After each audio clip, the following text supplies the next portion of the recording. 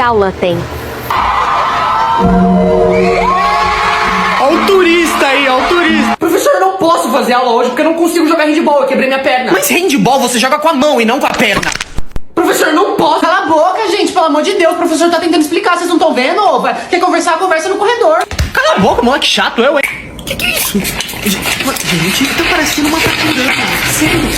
Mano, falta 5 horas pra acabar a aula. Ah, ela passou. Ó, me desenha aí, na moral. Tu quer que eu te desenho? Tá. A lápis é 10 reais. Pode ser com caneta? Quer caneta? Tá. Então fica 350, pode parcelar 2 vezes. Mano, você desenha muito. Então, como eu tava... Quem que foi que fez isso? Quem?